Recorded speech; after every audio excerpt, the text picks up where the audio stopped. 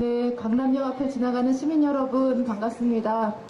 지금 저희 반올림은 이곳에서 이곳 삼성 홍보관 앞에서 오늘로써 391일차 노숙 농성 중에 있습니다. 저희 반올림이 이곳에서 농성하는 이유에 대해서 아마 지나가시는 시민분들이 더 잘 알고 계실 겁니다. 삼성 반도체 LCD 공장에서 일하다가 영문도 모른 채 죽어간 76명의 직업병 사망 노동자들의 문제, 그리고 224명의 백혈병 등 직업병 문제에 대해서 삼성이 진심 어린 사과를 하고 제대로 된 보상을 하고 약속한 재발방 대책을 성실하게 이행하라고 그렇게 촉구하고 있습니다. 그를 위한 사회적 대화를 391일째 요구하면서 노숙 농성을 진행하고 있지만 아직까지 삼성이 이에 대한 답변조차 하지 않고 있습니다. 날씨가 점점 추워지고 있습니다. 그리고 최근에는 사실 이 날씨보다 더 춥게 느껴지는 정말 끔찍한 일이 벌어졌습니다. 박근혜 대통령의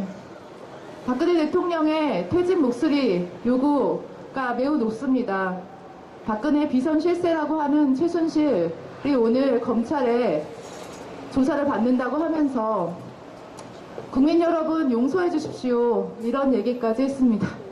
아직 용서할 때도 아니고 철저하게 수사해서 처벌을 달게 받겠다고 해야 마땅한 최순실 씨가, 그리고 그와 연루된 박근혜 대통령 또한 철저하게 수사를 받고 죄의 대가를 받아야 되는데 벌써부터 용서해달라는 그러한 얘기가 나오고 있는 그러한 오늘입니다. 오늘 이어 말하기는 이 박근혜 게이트랑 연결된 문제, 사실 진짜 핵심적인 문제일 수 있는 이 삼성 비리와 그리고 삼성 재벌의 이런 흑역사 문제, 그리고 삼성 직업병 문제 해결 촉구를 위해서 같이 연대하고 싸우자는 얘기를 하러 이야기 손님을 모셨는데요. 오늘 이야기 손님으로는 민중의 소리 기자 이한배 기자님을 모셨습니다. 안녕하세요. 안녕하세요. 네, 제가 오랜만에 사회를 보느라고 떠듬떠듬 했는데요. 아닙니다. 네, 저희가 삼성 직업병 문제를 파헤쳐온 지가 벌써 9년째 됩니다. 네, 사실 처음에 2007년도에 삼성 반도체 공장에서 백혈병으로 사람이 죽었습니다. 라는 문제를 세상에 처음 알린 그러한 언론사가 민중의 소리였습니다. 알고 계시죠? 네. 그런데 그 문제가 알려진 지 거의 10년이 되도록 아직 이 문제가 해결되지 않고 저희는 이렇게 천연하게서 농성을 하고 있습니다. 네. 오늘 그렇게 이 세상에 이 진실을 처음으로 보도했었던 민중의 소리 기자님을 모시게 돼서 영광이고, 또 이한배 기자님을 모신 이유는 저도 이 삼성 문제를 계속 들추어낼수록 정말 알 게 많고 정말 엄청난 진실들이 많이 도사리고 있고, 정치, 경제, 사회, 문화 아주 곳곳에 최근에 스포츠까지 삼성의 흑역사, 삼성이 우리 국민들을, 민중들을 유린하고 노동자들을 탄압해왔던 그 아주 거대한 장구한 역사, 76년의 이 역사들을 사실 소개한 책이 있더라고요. 한국 재벌의 흑역사라는 책을 우리 이한배 기자님이 쓰셨습니다. 삼성과 현대편으로. 그 얘기도 오늘 좀 나눴으면 좋겠고요. 그리고 최근 전국 이 박근혜 게이트와 삼성 연결 문제도 좀 나눠봤으면 좋겠는데요. 또 하나 있어요. 그리고 저희 10월 27일 날 그 황태자 이재용이 여기서 대관식을 화려하게 했습니다. 저희는 이 앞에서 이재용이 삼성전자의 등기이사로서의 자격이 없다고 대관식을 멈추라는 그러한 기자회견도 했었는데요. 왜 이재용이 되면 안 되는지, 이재용이 뭐가 문제인지 이런 얘기도 속 시원히 얘기를 해주시면 좋겠습니다. 하나하나 해야지 될 것 같은데요. 먼저 일단은 삼성, 한국 재벌의 흑역사, 가장 대표적으로는 삼성과 현대가 있을 텐데, 편하게 삼성 재벌의 흑역사라고 얘기를 할게요. 그 책을 쓰게 된 동기, 그리고 그 책의 내용을 좀 소개시켜 주세요. 어떤 내용들이 있는지요? 우선 말씀하신 것 중에 한 두어 가지만 먼저 미리 말씀을 드리면, 반올림 문제에 대해서 가장 먼저 보도를 한 매체가 저희 민중의 소리고요. 기자는 정홍재 기자라고, 지금도 민중의 소리 이 역사에 가장 길이 남는 특종으로 남아 있습니다. 예, 조회 숫자가 100만이 넘어가 있는 가장 길이 남는 특종이었고요. 제가 지금 이 자리를 와서 마음이 되게 착잡합니다. 사실은 제가 표현이 어떨지 모르겠지만 지금 391, 네, 이런 일을 하시겠다고 나서시면 저한테 만약에 누가 물어보신다면 저는 말리고 싶어요. 왜냐하면 이 일이 얼마나 힘들고 어려운 일인지 사실 그리고 끝이 안 보이는 일이기 때문에 가장 힘든 일인 거거든요.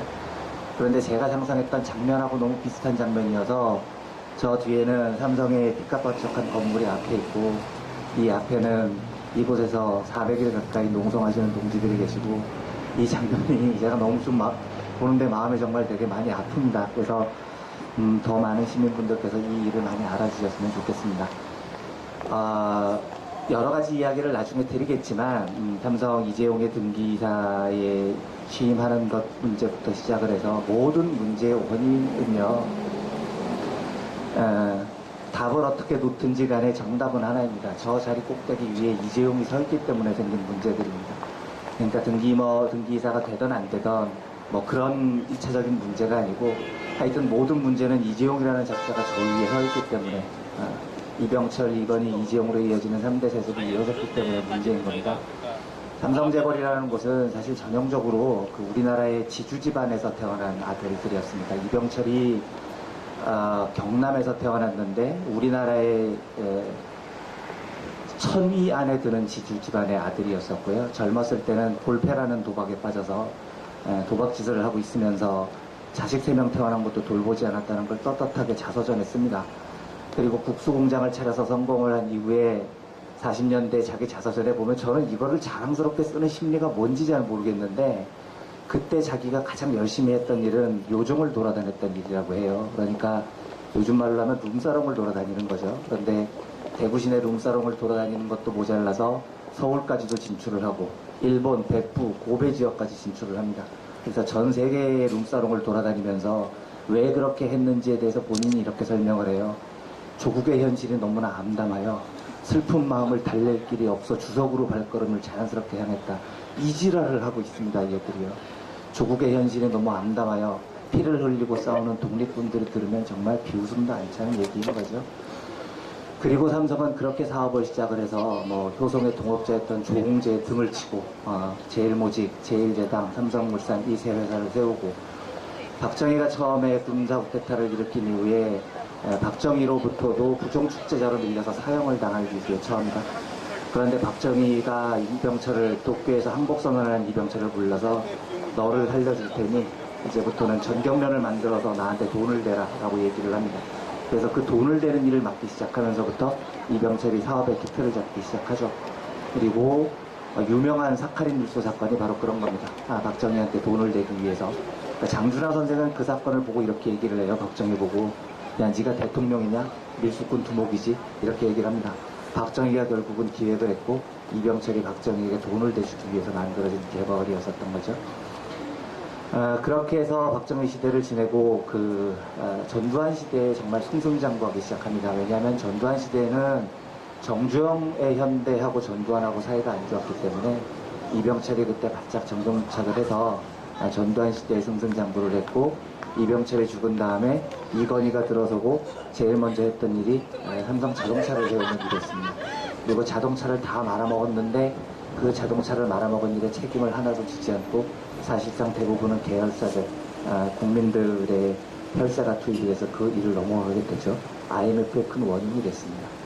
그리고 이재용은 단돈 60억 원을 이병철로부터 물려받아서 지금 재산이 무려 9조 원대로 부풀러 올라와 있습니다. 60억 원에서 9조 원으로 재산을 부풀렸으면 우리나라에서는 세계적인 투자 1인자를 보유하고 있는 겁니다. 그게 전부 다 편법, 불법. 그래서 심지어 이런 얘기가 있습니다. 한국의 세법의 개척자는 이재용이다. 뭐든지 이재용이 하고 나면 그제서야 세법의 허점이 드러납니다. 그제서야 이제 세법을 새로 만들기 시작합니다. 그래서 우리나라의 집시법은 운동권이 만들었고 한국의 세법은 이재용이 만들었다고 하는 농담이 있을 정도입니다. 저기 삼성 건물 안에 미래전략실 안에 정말로 수많은 대한민국의 인재들이 몰려 있습니다. 제가 알고 있는 사람들도 많고요. 연봉도 수십억씩 받고 있는 사람들입니다. 저 사람들이 저기 앉아서 뭔 짓을 하고 있겠습니까? 세법을 어떻게 교모하게 피해 나가서 이재용에게 불을 몰아줄까를 연구를 하고 있습니다. 정말로 처참한 거죠. 삼성 재벌의 역사는 뭐라 그럴까요? 사실 미국이나 유럽의 월가나 영국의 시티 오브 런던의 금융 자본만 해도요, 싸가지 없고 못된 놈들이긴 하지만 적어도 자유주의의 깃발 아래 모인 자본가들입니다. 한국의 이재용은 봉건 집안에서 태어나서 봉건 집안의 삶의 방식을 유지하고 있는 봉건 영주죠. 우리나라를 아직도 자유주의에도 못 이르게 하는 봉건 국가로 만들고 있는 저 원흉이 저 위에 앉아 있는 겁니다. 그런데 보통 사람들은 삼성이 만들어 놓은 이 휘황찬란한 그런 이미지에 속아서 뭐 초일류 기업이고 대한민국 경제에 아주 자랑스러운 기업이고 네, 글로벌한 기업이고 삼성이 망하면 우리나라가 망하니까 이상한 애국주의에 물들어서 삼성을 흠집내는 얘기하는 것에 거부감을 일으키는 아직까지 사실 그 수준인 것 같아요. 근데 최근에 벌어진 일들을 얘기를 좀 해야지 될 것 같은데요. 사실 저희들은 너무 그 소름이 끼쳤습니다.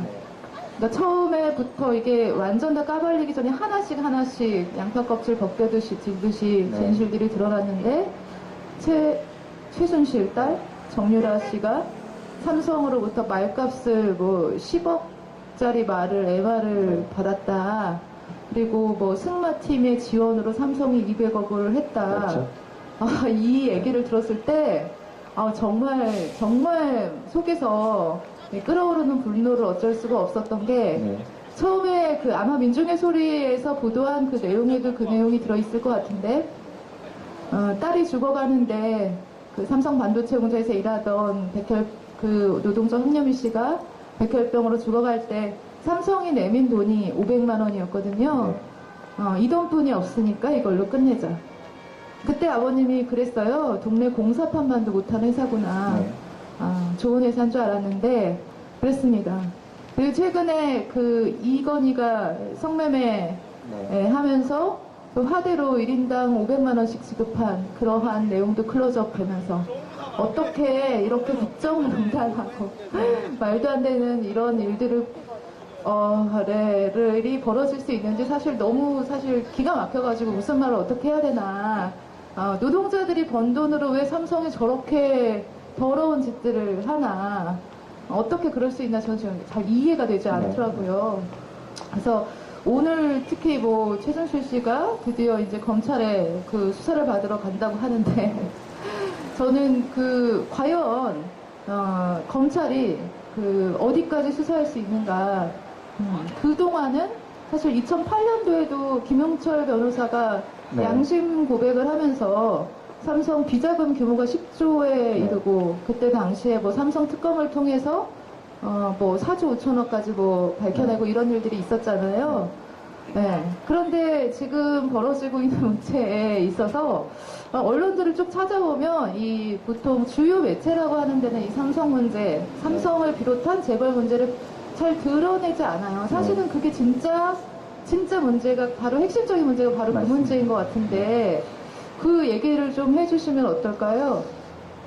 우선 그러니까 제가 이 얘기는 하나 드리고 지나가고 싶은 게요. 기가 막히죠. 500만 원을 들고 왔다고 하면은요. 그런데 그런 비상식적인 일을 삼성뿐만 아니라 자본주의라는 이름 하에 형성된 모든 재벌들이 똑같이 반복을 하는 이유가 있습니다. 그러니까 때때로는 조금은 타협할 수도 있을 것 같잖아요. 우리 상식에 전술적으로 조금만 내가 저쪽에 있으면 조금이라도 물러설 때도 있을 것 같은데 단 한치도 물러서지 않는 이유는요. 아주 작은 패배라도 재벌 입장에서는 작은 물러섬이라도 상대방에게 우리가 싸우면은 이길 수 있어라는 작은 승리의 경험을 절대 안겨주고 싶지 않기 때문입니다. 원래 지배자들은 늘 그런 겁니다. 노예를 키우는 고대 노예주들도 그 사람들 중에 왜 한 명은 착한 사람이 없었겠어요. 한 명쯤은 노예한테 잘해줄 수도 있을 거지 않습니까? 근데 그렇게 하지 않죠. 단 한 번이라도 희망을 안겨주는 걸 저 사람들은 제일 두려워합니다. 그래서 사람을 질리게 하죠. 이게 도대체 말이 되느냐는 행동을 끊임없이 수십 년, 수백 년 반복합니다. 이유는 하나입니다. 너희들 좀 지쳐나가 떨어지라는 겁니다. 그래서 이런 황망한 일들을 당할 때요, 어디다 대고 사람 머리에 물대포로 직사를 한 다음에 영장을 들고 부검을 하겠다고 기어들어오는 놈들입니다. 그 이유가 있는 겁니다. 너희들에게는 단 하나의 작은 승리도 허용하지 않겠다라는 단호한 결심이 있는 겁니다. 그래서 더더욱 이런 일을 할 때에는 우리가 지치지 말아야 되고요. 저들이 우리를 지치게 할 때는 한 100번 정도는 우리를 들급해야 되는데, 우리가 스스로 승리의 자존감을 가지기 위해서는 단 한 번의 승리로도 족합니다. 그래서 이 일을 하시는 분들께 제가 마음을 다해서 부탁드리고 싶은 건, 이런 처참한 일들을 아무리 많이 당해도 지치지 마시고 꼭 승리하셔서 승리의 성취들을 우리한테 쌓아나가시는 그런 훌륭한 일들을 해내주셨으면 좋겠다는 말씀을 먼저 드리고 싶습니다. 질문이 뭐였었죠? 최순실. 네. 일단은 이게 단지 10억과 200억이 아니라 네. 또 깔수록 또 최근에는 또 뭐 조카? 네. 네, 최순실 조카한테도 지원을 했다. 아마 네, 가족 전체한테 친인척까지 다 지원을 했다. 네. 그리고 솔직히 말해서 삼성의 그 영업이익 이런 네. 게 뭐 수십조잖아요. 그럼요. 네. 이런 데에서 200억 아무것도 아니죠. 지원하는 게 아무것도 네. 그러면 그 돈을 지원한 네. 그자들의 속셈이 더 까발려지고 그럼요. 이게 비자금인지 아닌지 이런 거 수사해야 되는 거 아닙니까? 그러니까 경찰이 제가, 수사할 수 있냐? 가끔 가다 보면 이 쟤네들이 무슨 말을 할 때 앞뒤가 안 맞을 때가 있어요. 그러니까 기획재정부하고 고용노동부하고 말이 앞뒤가 안 맞을 때도 있고. 그럼 제가 매일 하는 얘기가, 제발 니들끼리라도 말을 좀 맞추고 나와라. 그래야 우리가 좀 편하다.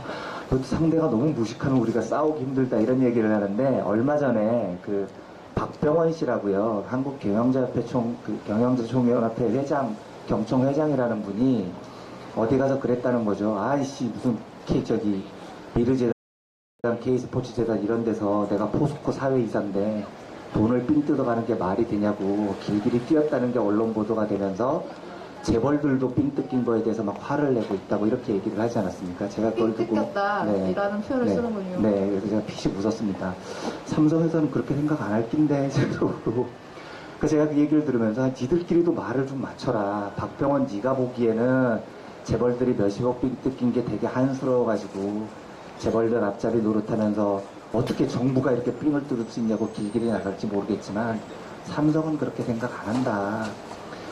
재작년에 엘리언 매니지먼트라는 곳에서 삼성을 밀고 들어와서 경영권 삼성물산과 제일모직 합병을 방해하려고 했었을 때, 우리나라에 100개 정도 되는 증권사에서 전부 다 합병에 찬성한다는 보고서를 냈습니다. 25개 정도 되는 자산운용사, 펀드 매니저들이 주주총회에서 전부 찬성 의사를 냈습니다. 100개가 넘는 언론사에서 전부 합병에 찬성한다는 광고를 들었습니다. 국민연금이 세계적인 의사자문 결정사들의 반대 의사에도 불구하고 국민연금이 몰래 찬성 의사를 냈습니다. 이게 정부의 찬성에 보장이 없이 이런 일이 어떻게 벌어졌겠습니까? 그러니까 사실 상식적으로 생각을 해보십시오. 제일모직과 삼성물산이라는 두 회사를 합병을 하는데요. 제일모직은 패션을 만드는 회사고요. 에버랜드가 안에 있었으니까 놀이동산을 운영하는 회사입니다. 삼성물산은 건설을 하는 회사고요. 무역을 하는 회사입니다. 이 네 회사를 합쳐서 그때 공시를 할 때 보니 글로벌에 맞게 글로벌 세계 기업으로 뻗어나가는 시너지를 발휘해 이렇게 공시를 했더라고요. 아니, 놀이동산하고 건설회사하고 패션회사하고 합쳐가지고 무슨 시너지를 내겠다는 겁니까? 제가 머릿속으로 진짜 곰곰이 생각을 해봤습니다. 무슨 시너지가 있을까? 네. 그러니까 건설 현장에 있는 우리 노동자분들의 유니폼을 제일모직에서 패셔너블하게 이래가지고 글로벌 기업으로 도약하겠다는 겁니까? 개소리인 거죠. 그러니까 그게 패션 컨스트럭션 엔터테인먼트 인터내셔널 회사가 된 겁니다. 전 세계에 유례가 없는 이런 괴물 회사를 만들어내는데 전 세계 투자자들이 다 반대하는데, 이게 우리나라 국민연금 모든 투자회사, 모든 증권회사, 모든 언론사의 찬성 지지를 받으면서 2% 차이로 겨우 아슬아슬하게 통과를 했습니다. 이 말은 이 정권이 이재용의 3대 승계의 앞길을 닦아주는 걸 허용을 했다는 뜻이고요.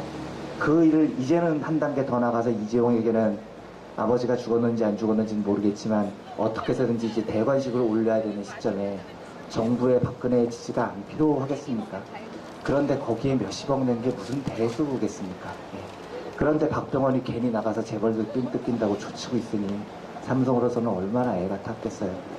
지금 아마 박근혜가 거의 꼭두가시 같은 역할을 하다가 물러나서 박근혜의 진면목이 드러나고 뭔가 정상적인 사고방식을 가진 정부가 들어서면 제일 떨고 있을 사람이 저기 위에 이재용일 겁니다. 저는 그렇게 생각합니다. 네.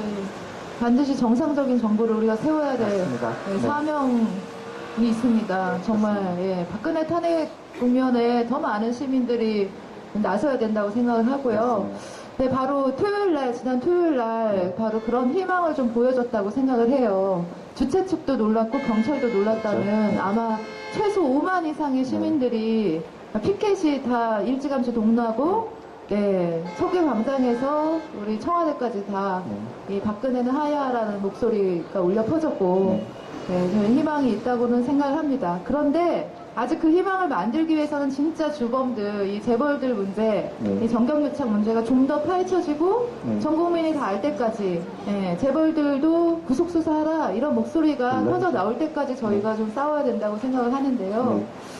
그런데 조금 전에 한 말을 좀 더, 저는 네. 사실 그 합병 문제 얘기할 때 네. 그것도 정말 저도 이번에 너무 기가 막혀가지고 그러니까 이게 주식 가치? 네. 뭐라고 하죠? 그게 주식 가치가 정말 그 반대로 매겨져서 그렇죠. 제일모직과 삼성물산의 이 주식 가치가 완전 반대로 매겨지는 네. 것 누가 봐도 비상식적이고 네. 주가 조작 혐의가 분명히 있고 네. 배임이다 이래서 시민단체 고발도 당하는 이 문제에 대해서 네. 모든 증권사랑 국민연금마저도 찬성을 했다는 게 네. 국민연금은 국민들의 혈세로 만들어진 그럼요. 그런 국민의 연금 아닙니까? 그리고 그 보니까 이번에 좀 찾아보니까 540조라고 하는 기금을 운용하더라고요. 네, 어마무지한 돈이고 세계 3대 그런 맞습니다. 연기금이라고 네. 하는데 저는 이참에 사실 국민연금에 대해서 우리가 좀 더 감시와 비판하는 목소리나 그런 네. 운동이 분명히 필요하다는 그런 것을 되게 절감했는데요. 그대로 두면 이렇게 재벌들 탐욕을 배불리게 하는데 그래서 결국은 국가 경제가 망쳐지고 고스란히 그런 피해가 국민들한테 되돌아오는 이런 네. 악순환이 계속될 거다 이런 생각이 좀 드는데요. 국민연금 개혁을 위해서도 네. 쓴소리를 좀 한마디 그러니까 국민연금이라는 곳은 사실은 우리 진보 진영에서 보기에는 굉장히 중요한 열쇠 역할을 할 수 있는 겁니다. 예를 들면 이번에 삼성재벌의 그 삼성물산과 제일모직의 합병도 국민연금만 반대를 했으면 당연히 반대를 할 수 있었고요. 저는 도대체 그 SK텔레콤과 LG U+, 그리고 KT 3사가 있는 이동통신회사가 왜 민영화가 되어 있는지 이해를 잘 못하겠어요. 그게 무슨 첨단 산업입니까? 경쟁을 통해서 뭐가 발전을 하는 것이 아니잖아요. 사실은 한 회사만 공영화를 시키면 훨씬 더 국민들에게 많은 것들을 돌려줄 수 있는데 그런 일을 할 때도 국민연금의 자산이 얼마든지 활용이 될 수 있는 겁니다. 그리고 무엇보다도 중요한 건 사실 저는 재벌개혁이 어려운 문제가 아니라고 생각을 합니다.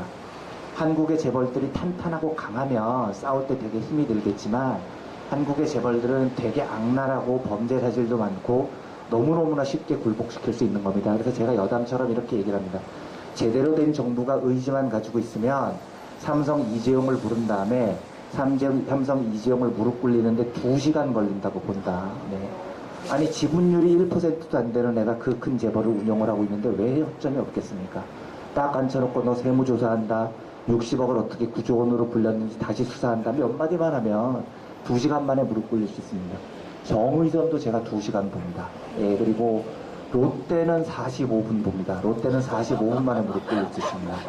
SK 최태원은 제가 15분 봅니다. 여기는 불륜이 껴있기 때문에 무릎 꿇리는데 어렵지 않습니다. 문제는 우리가 의지가 없기 때문입니다.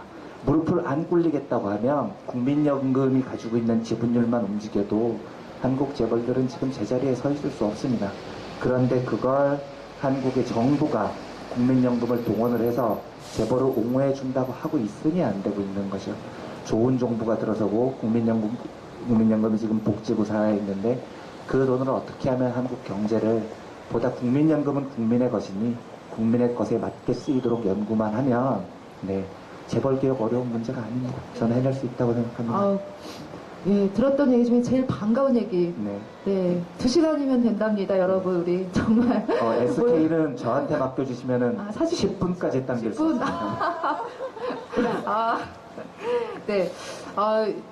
국민연금이 보니까 그 UN 그 사회투자 원칙이라고 하는 UNPRI라는 걸 가입을 했어요. 이게 뭐냐면 기업의 사회적 책임을 다해야 네. 한다. 그런데 투자하는 원칙을 자기네 연금 기금 운용 원칙으로 정하고 있어요. 근데 이번에 그러면 이 합병 과정에서 삼성 합병 과정에서 벌인 모습은 명백히 그 원칙을 위반한 행위입니다. 명백히 원칙을 위반한 정도가 아니고요. 그걸 그렇게 하기 위해서 외부 자문가들을 불러서 회의를 엽니다. 주주총회에서 중요한 결정을 내릴 때는요. 한 번도 그 회의를 거른 적이 없었어요. 근데 이번 합병 때는 그 회의를 생략해버렸습니다. 그리고 네. 기습적으로 결정을 합니다. 그런데 언론에서 아무 데서도 보도를 안 하니 환장하는 거죠. 네. 그래서 저도 물어봤다니까요. 왜 생략했는지요. 그런데 답하지 않겠다고 말해서 끝났습니다. 그러니까 이거야말로 국민연금의 날치기였던 겁니다. 네, 더 많이 알려야 되겠습니다. 저희가 그 문제를. 사실 저희가 이 삼성 직업병 문제 올바른 해결을 촉구하면서 농성하는 소식, 네. 그리고 솔직히 너무 많이 죽었잖아요. 그것도 겨우 20대, 30대에 무슨 암에 걸려서 24살에 난소암에 걸리고 23살에 백혈병에 걸려서 죽은 네. 전 세계 반도체 공장에서 이렇게 최단 시간 근로하고 암에 걸려 죽은 데는 삼성뿐이 없다. 이렇게 많은 노동자들이 죽은 데는 삼성뿐이 없다고 다 놀라고 있어요. 그런데도 이 문제가 언론에 제대로 보도가 되지 않아요. 오히려 이 문제를 해결하고자 나선 반올림에 대해서 흠집내는 기사들, 반올림이 자기들의 사리사욕을 채우려고 저렇게 개입하고 있다는 외부 불순 세력을 선동해 피해자들이 피해를 보고 있다. 이런 식으로 언론이 도배를 하더라고요. 저희도 어쨌든 굉장히 작년에 특히 우리 피해자 가족 중에 일부가 이런 삼성에 계속 집요한 이 갈라치기 이런 공약에 일부가 이제 먼저 이렇게 삼성 측과 손을 잡고 이제 해결을 하고 이럴 때 더더욱 언론들이 굉장히 그때같이 우리를 많이 탄압을 했었는데 그때 생각하면 정말 견디기가 참 힘들었었던 것 같아요. 그래도 좀 그 시간을 좀 견뎌내고 우리가 다시 힘을 모아서 아직 우리 직업병 피해자들 사과 한마디 못 받은 분들 많고 드러난 피해자만 224명인데 삼성이 해결했다고 하는 피해자 아직 120명뿐이 없어요. 그것도 굉장히 일방적으로 자기 멋대로 정한 보상 기준에 따라서 그것도 제대로 지급했는지도 확인조차 할 수 없는 그 은폐된 보상이 과연 제대로 된 해결이냐. 결코 그렇지 않고 이 문제가 올바로 해결될 때까지 우리가 좀 더 힘 모아 좀 싸워야 될 것 같은데요.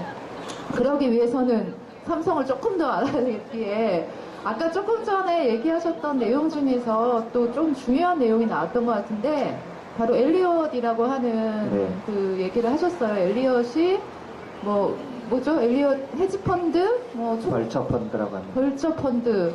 예, 삼성과 삼성 이재용과 엘리엇이 손을 잡아서 되게 재앙처럼 될 것 같다라고 하는 우려의 분석기사, 경제기사 아주 감호에 콩나듯 몇 개 정도 나오고 있는데, 왜 우려하는지, 이게 왜 재앙인지 예, 좀 그러니까, 쉽게 설명해 주십시오. 이게 재작년에 삼성물산과 제일모직이 합병에 반대한 애들이 바로 엘리엇이라는 미국의 벌처펀드라는 곳입니다. 벌처펀드라는 건 헤지펀드 중에 가장 악랄한 애들이고요. 대머리 독수리라고 불리는데요. 그러니까 마른 오징어에서도 즙을 짜낸다 뭐 이런 뜻입니다. 대머리 독수리가 시체에서도 먹이를 타먹는 애들이니까. 그래서 얘네들이 보통 이제 망해가는 정도의 국채를 싼 가격에 사들여서 그 나라 정부한테 돈 내놔라 이렇게 할 때는 대통령 전용기도 막 압류를 하고요.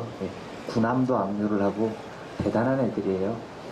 근데 재작년에 얘네들이 삼성을 건드렸을 때는 보니까 웃겼던 거죠. 삼성이 물산하고 모직을 합병을 한다는데 자기가 보기엔 합병 비율도 말이 안 되고 어디서 이런 쌩 양아치 같은 짓을 하느냐. 우리가 끼어들어서 돈 좀 벌어야 되겠다 하고 뛰어들어서 삼성하고 붙은 겁니다. 그런데 그렇게 붙었으면 엘리엇이 이겼어야 됐어요. 어느 나라에서도 걔네들은 지고 나오는 애들이 아닙니다. 논리도 걔네들 논리가 맞았고요. 그런데 한국에서는 몇 퍼센트 차이로 지고 나갔습니다. 아마 놀랐을 거예요. 와, 한국 여긴 뭐야. 정정당당하게 뛰어들어왔더니 국민연금이 저기를 도와주고 신문사 광고 100개 가진 애들을 도와주고 뭐지 하고 아마 나갔을 겁니다. 그래서 재작년에 돌아갔던 엘리언 매니지먼트가 죽지도 않고 또 올해 나타났습니다. 올해는 지금 삼성이죠. 삼성전자라는 회사를 두 개로 쪼개서 이리저리 갖다 붙여서 아까 새로 합병을 해서 만들었던 삼성물산이라는 회사하고 또 끼워 붙이기를 하려고 합니다. 이유는 딱 하나입니다. 예, 이재용이 삼성물산을 가지고 있고 이재용이 삼성전자에 대해서 주식이 너무 작습니다.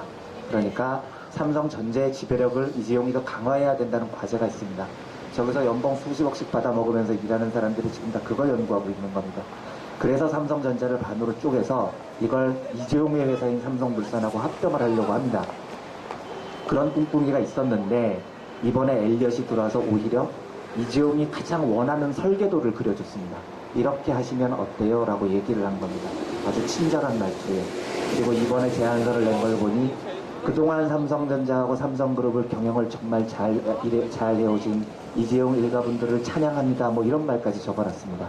네, 이 이야기 즉슨 뭐냐면 2년 전에 한번 붙어봤더니 정상적인 힘겨루기로 하면 한국에서는 안 되겠다는 걸 깨달았다는 얘기인 거죠.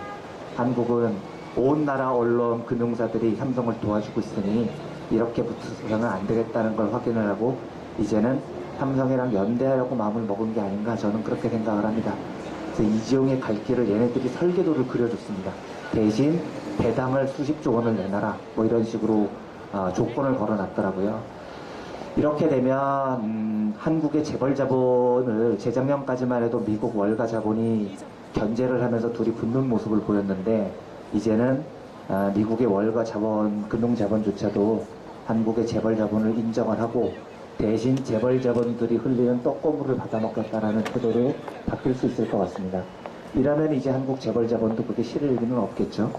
그러면서 둘이 연대를 하면 한국 재벌 자본은 더 견제하기 어려워질 거고 기업이 벌어들인 돈은 전부 다 배당이라는 이름으로 주주들에게, 그러니까 미국의 월가 자본들에게 돌아갈 거고 사실은 기업이라는 게 월가 자본 입장에서 보면 주주의 것이겠지만 한국 재벌들 입장에서 보면 재벌의 것이겠지만 그건 노동자, 지역사회, 소비자 모든 한국 사회의 것입니다. 그런데 이제 그 삼성이 일궈놓은 막대한 부를 지금까지는 재벌들이 혼자서 독식했다면 월가 금융자본과 뿜빠이를 해서 나눠먹는 세대가 오지 않을까 매우 걱정스럽습니다. 이걸 막기 위해서는 한시바삐 강력하게 재벌을 규제할 수 있는 정부가 빨리 들어서서 시민의 힘으로 좀 규제를 해야 되는 게임입니다. 얘기를 들으면 들을수록 우리 지금 박근혜를 퇴진시키는 운동이 결국은 제대로 된 정부를 세우는 운동으로 이어지는 거, 네, 재벌 문제를 빼놓지 않고 꼭 제기하는 거, 이게 반드시 필요하다는 그런 생각이 듭니다. 이 얘기도 좀 짚고 넘어가고 싶은데요. 최근에 갤럭시 노트 7 폭발 사고로 인해서 삼성이 약간 크게는 아닌 것 같아요. 약간 좀 타격을 입은 것 같아요. 한 7조 원 손실을 봤다 이런 것 같은데 처음에 갤럭시 노트 7은 이재용 뭐 폰이다 이러면서 엄청 자랑질을 했어요. 이재용의 이 대관식을 위해 준비된 어떤 삼성의 어떤 그러한 새 신제품이다 막 이러면서 근데 얘가 이제 폭발 사고가 일어나고 그러면서 이제 전력 리콜이라고 하는 또 그것도 이 사실 뭐 미국이나 이런 데에서 이거 다 리콜해야 된다고 압력이 쏟아지니까 그제서야 마지못해 한 리콜인데 한국 언론들은 마치 이재용의 토큰 결단 뭐 이러면서 또 이재용 미화 기사로 이 리콜 결정을 또 포장을 하더라고요. 그런데 리콜된 그런 핸드폰, 리콜하고 교환한 핸드폰에서 또 폭발 사고가 일어나니까 이제 단종까지 왔는데 이 갤럭시 노트 7의 사실 가장 큰 책임자는 이재용한테 있다고 보는 게 맞지 않나 싶고 그렇다면 이재용을 좀 비판하는 목소리가 좀 있어야 되는데 그런 목소리는 쏙 들어가고 없어요. 전혀 없고 이런 기사는 있더라고요. 이것이 삼성의 조직 문화에 문제점이 있는 게 아니냐. 뭐 한국일보 등 뭐 그동안 좀 삼성 조직 문화까지 얘기하지 않았던 보수 신문들에서 삼성 조직 문화가 좀 바뀌어야 된다. 수직적인 뭐 이런 의사소통 구조를 수평적으로 바꿔야 된다. 이런 얘기 하는데 그것도 좀 모순이 아닐까 싶어요. 그러니까 그렇게 가능한 얘기인가요? 근본적으로 그 과거의 기사를 쭉 찾아보면 이건희가 병석에 누운 이후에 이재용으로 실권이 넘어간 다음에 언론사에 나온 기사들을 찾아보면 이재용의 삼성 드디어 바뀐다. 이재용의 삼성 조직문화 혁신한다. 이재용의 삼성 부장님 호칭 없앤다. 뭐 이재용의 삼성 뭐 반바지 입고 출근한다. 기사가 이만큼 쌓여 있습니다. 2년 동안 조직문화 혁신한다고 난리를 쳤는데 지금까지 뭐하고 있다가 또 조직문화를 혁신을 합니까?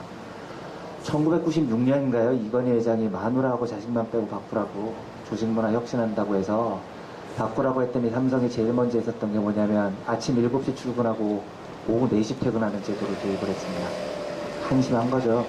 왜 한심하냐면 오너가 조직을 창조적으로 바꿔 했더니 밑에 사람들이 창조적으로 바꾸겠다고 막 그 명령을 따라서 일사불란하게 움직이는 창조가 어디 있습니까?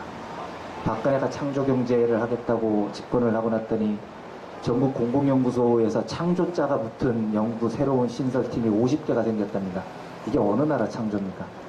창조하고 굴림은 절대로 공존을 할 수가 없습니다.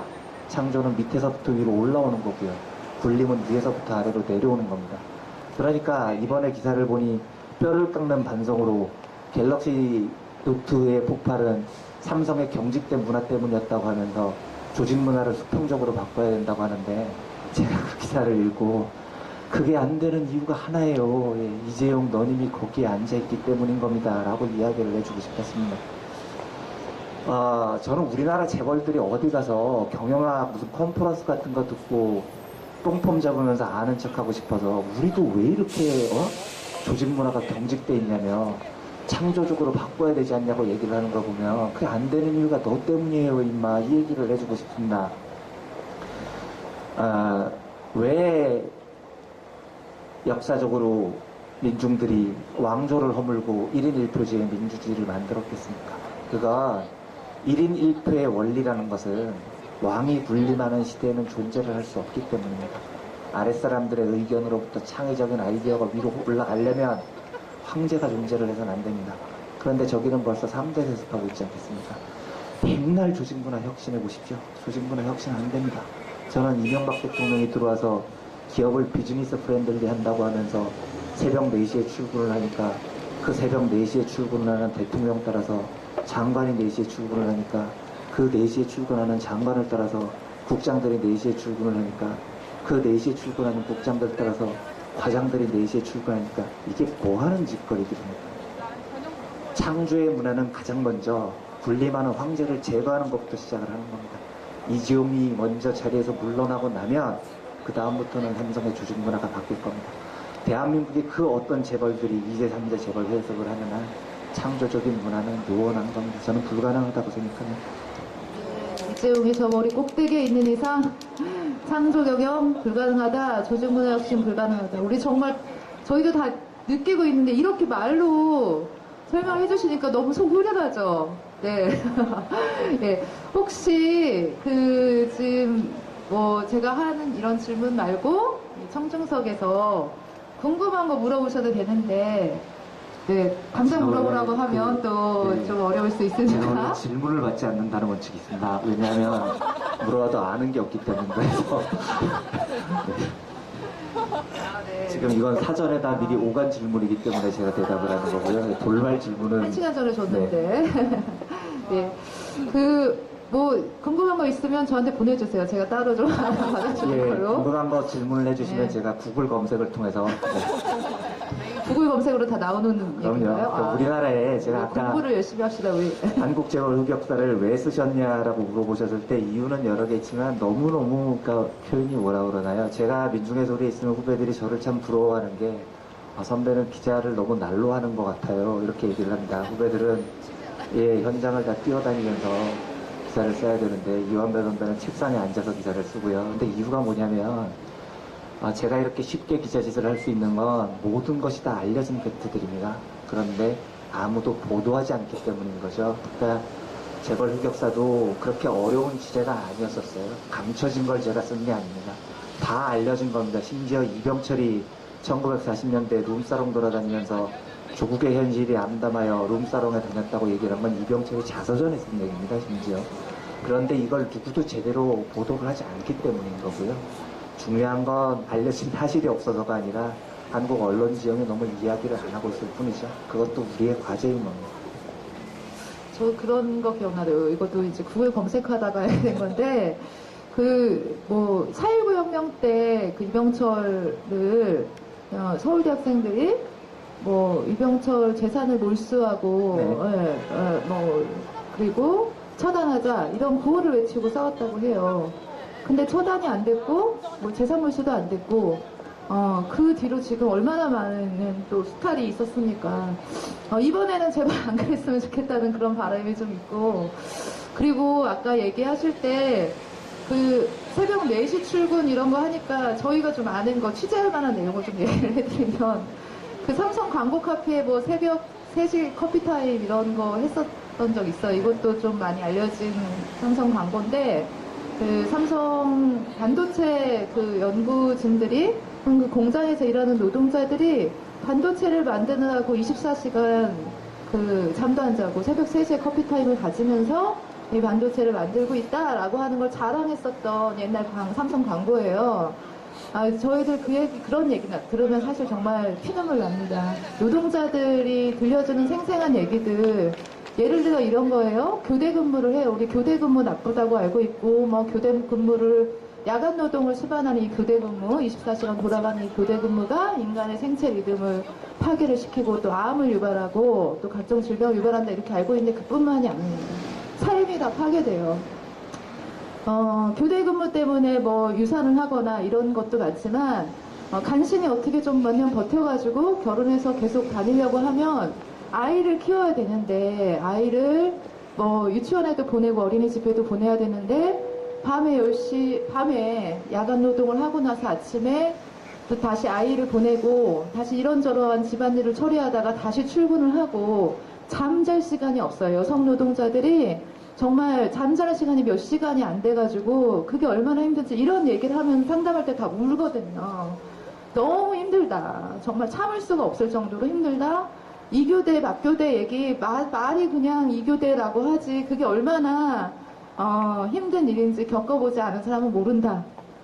라고 하면서 그렇게 피땀 흘려서 노동자들에게 착취를 해가면서 이렇게 막대한 부를 쌓았는데 이 돈으로 어떻게 정유라 말값으로 10억을 지원하고 승마비로 200억을 쓰고 저는 정말 용서가 안 되는 일을 지금 삼성이 저지르고 있고 그리고 박근혜가 그런 부패를 지금 삼성과 손잡고 하고 있다라고 생각을 합니다.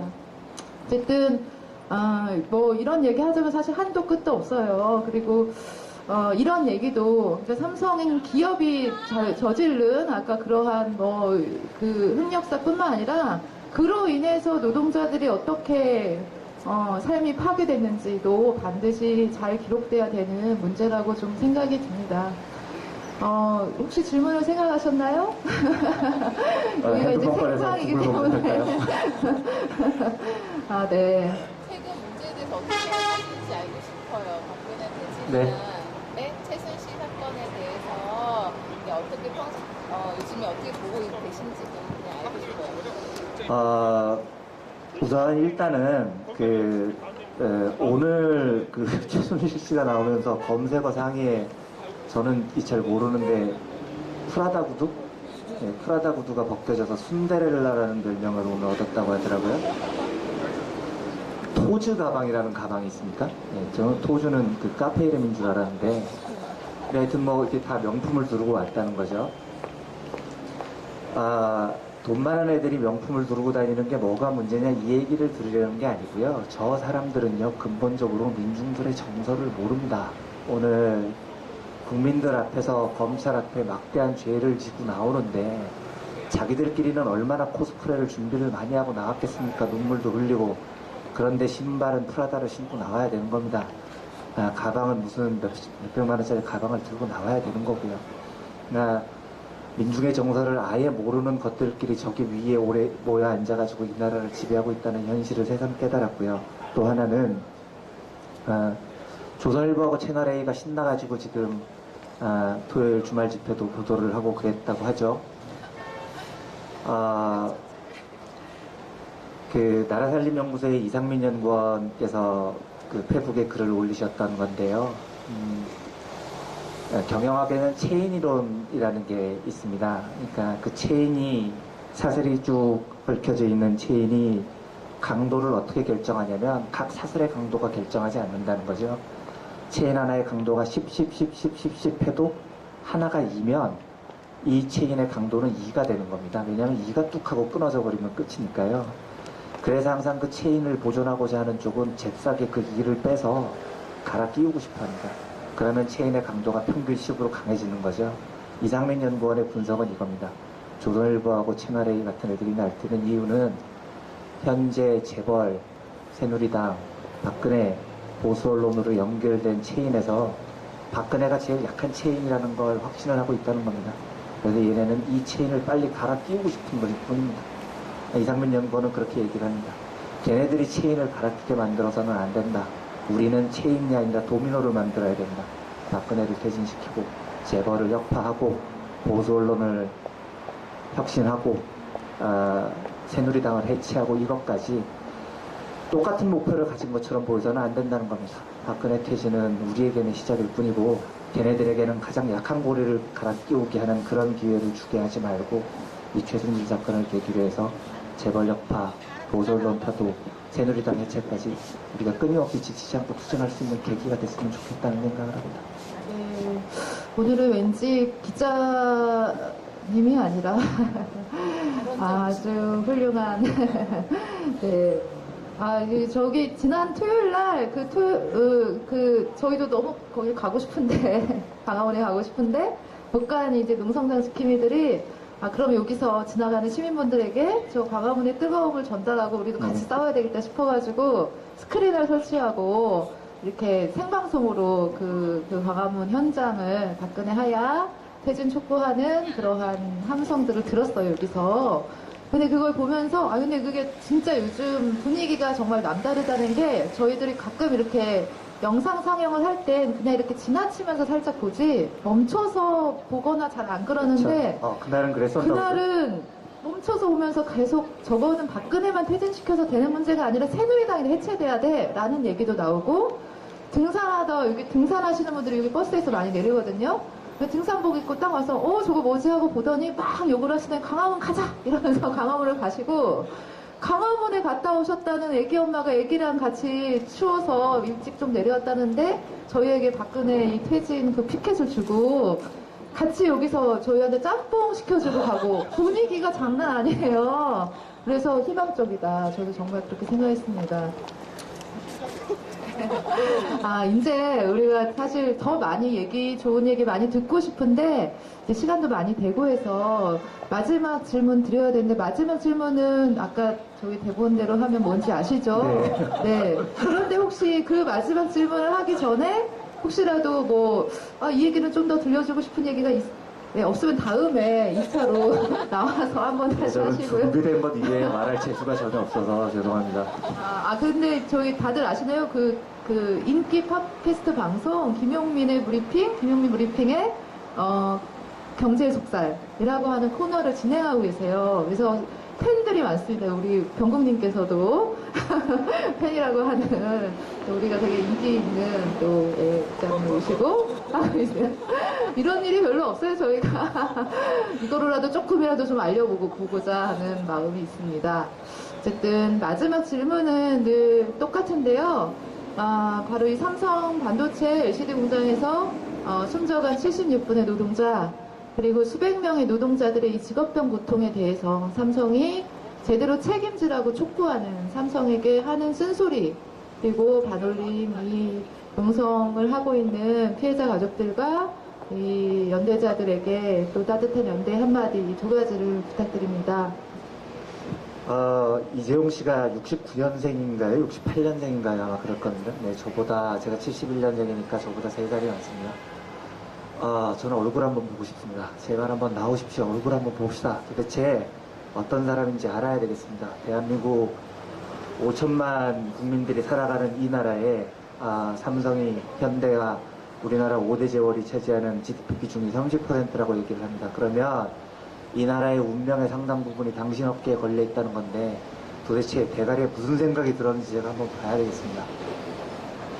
저는 삼성 이재용이 등기임원이 되든 안 되든 별로 개의치 않습니다. 그렇다지만 반대하는 것은 옳다고 봅니다. 왜냐하면 삼성이 하고자 하는 일이기 때문에 반대해야 됩니다. 그런데 이재용이 등기임원이 되건 등기임원이 되지 않건 그게 별로 중요하지 않은 게 등기임원이 되지 않는다 한들 저 회사가 이재용일 것이 아니겠습니까?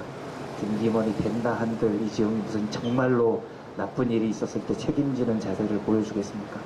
궁극적인 건 이재용 내려와라 얼굴 한번 보자 라는 우리들의 소원을 정확하게 전달을 하는 겁니다. 재벌들이 제일 무서워하는 건 재벌의 오너들이 민중들 앞에 서는 걸 제일 무서워합니다. 저기에 미래전략실에 모여있는 수십억 연봉 받는 애들이 하는 일들 중에 가장 핵심적인 일은 재벌을 커튼의 장막 속에 꽁꽁 들이밀어 놓는 겁니다. 왜냐하면 나오면 능력이 다 까발려질 테니까요. 그래서 언제나 어떤 싸움을 하든지 우리에게는 방법이 이거 하나밖에 없습니다. 재벌의 심장부, 가장 머리 꼭대기에 있는 사람을 겨냥하는 겁니다. 최근에 티브로드 노동자들이 오랜 투쟁 끝에 승리를 얻었습니다. 그런데 그 승리도 사실은 진짜 사장 나와라 운동부터 시작을 했었던 겁니다.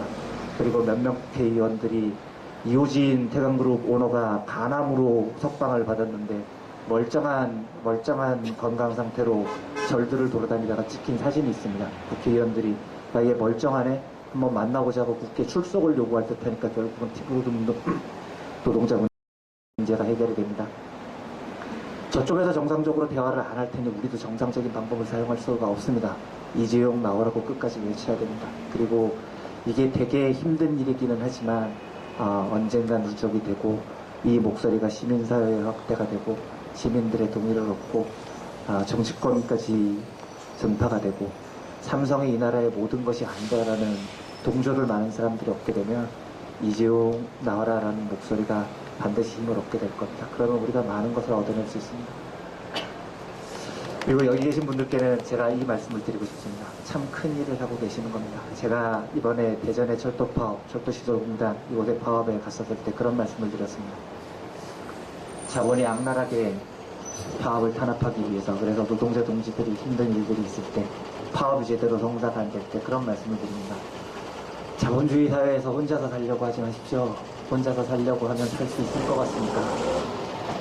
혹시나 나 하나 먹고 살겠다고 뛰쳐나가서 자본이 만들어 놓은 프레임 속에서 아무리 딸랑대봐야 나 혼자서 살 수 있는 길은 보이지 않습니다. 만에 하나 나 혼자서 살 수 있는 길이 열렸다고 하더라도 내 자식까지 살 수 있는 길은 열리지 않습니다. 100만에 하나 내 자식까지 살 수 있는 길이 열려도 내 손주들끼리까지 살 수 있는 길은 열리지 않습니다. 가장 빠른 방법은 연대하는 겁니다. 함께 손을 잡고 싸우는 겁니다. 그렇기 때문에 사회의 어느 곳에서든지 약자들이 싸우고 있는 곳에서 시민들께서 연대해 주셔야 하고 노동자들도 연대해야 된다고 생각을 합니다. 이런 말씀을 드렸습니다. 이제 날씨가 추워지는데 이 작은 천막에서 또 힘겨운 이 일을 하시는 여기 있는 이분들을 저희 시민들께서 많이 기억을 해주십시오. 그리고 이분들께 많이 연대를 해주십시오. 함께 싸우면 저 건물 위에 처박혀 있는 이재용도 언젠가는 이 자리에 내려오게 만들 수 있습니다. 그리고 여기 계신 분들은 부디 지치지 마시고 한 번 이 싸움을 시작했으면 지칠 권리가 없는 겁니다. 지치는 순간엔 우리에게 죽은 끝까지 잘 싸워주셔서 반드시 승리하시고 이 승전보를 우리 시민들께 전해주셨으면 좋겠습니다. 고맙습니다. 네, 저에게 지칠 권리가 없다. 그것 때문에 우리 여기 연대하시는 분들이 늘 와요. 네, 맨날 밥도 사주시고 따뜻한 음료도 갖다 주시고 밤지킴이도 하시고 저희가 농성을 하면서 단 몇 명의 활동가와 피해자 가족들이 싸우는 거였는데 수십 명의 농성자들이 생겨서 교대로 하고 그러고 있습니다. 삼성은 잘 모르는 것 같습니다. 자신들이 계속 억누르고 탄압할수록 그에 맞서는 이런 저항의 힘도 커진다는 걸 잘 모르는 것 같습니다. 저는 지금 현재 박근혜 탄핵 국면이 우리 한국의 또 민주주의의 척도를 실험하는 그러한 시험대에 올랐다고 생각합니다. 더 이상 허약하지 않은 국민들일 거라고 믿고요. 그리고 삼성 직업병 문제, 그리고 삼성 이재용이 또 물러나고 또 삼성 직업병 문제가 올바로 해결될 때까지 저희도 끝까지 힘내서 싸우리라고 약속을 드리면서 오늘 따뜻한 연대 감사드립니다. 고맙습니다. 고맙습니다.